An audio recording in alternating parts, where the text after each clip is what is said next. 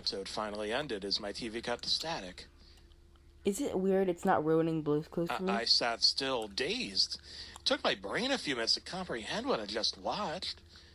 I made the decision then and there to play detective and find out where in the world this episode came from. I looked up the name of the episode online, but came up with nothing.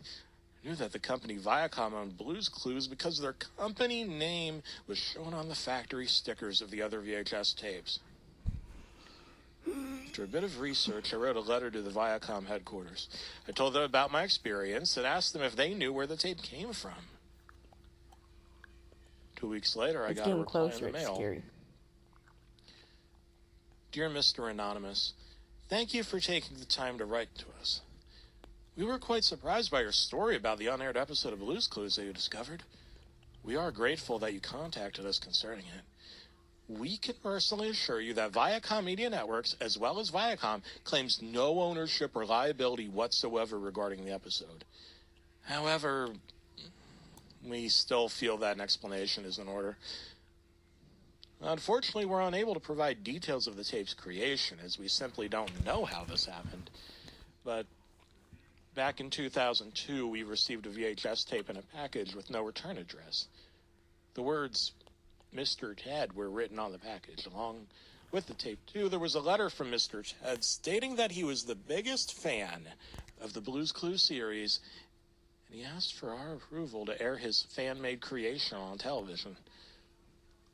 We were quite flattered that a fan would send us an episode of their own for airing. However, when our editors viewed the episode for refinement, they were quite appalled by its nature. Few of the staff who viewed the episode unbelievably went into shock and had to be transported to the emergency room immediately. Due to the horrifying content, we had absolutely no plans to air this episode. We passed the tape to a private collector, but we were dismayed to discover that he had many copies made. We ask that you please do not release the contents of the tape or this letter to the public, as we do not want to upset the viewers who love and support our shows for young children. With warm regards, Michael D. Frickless, Executive Vice President, General Counsel, and Secretary. Questions bounced around inside my head, and they still do to this day. Who is Mr. Ted? How was he able to create this demonic episode? Is he even, well... How would he be able to make someone that looks just like Steve?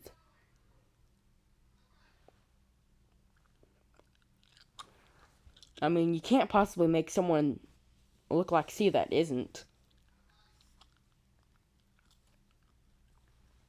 I'm just saying.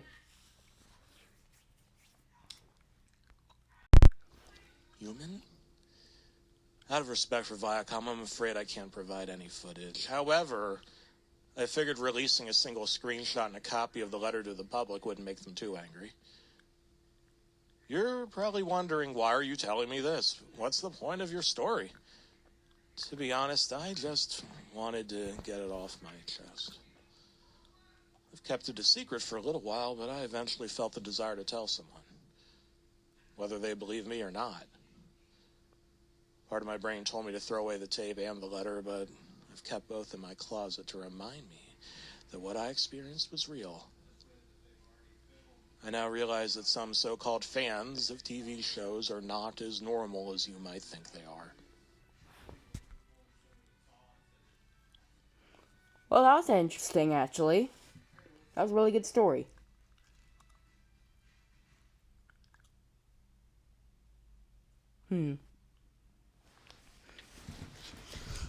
Well, I hope y'all have enjoyed the video. I did. This did not ruin Blue's Clues for me, because I know it's not real.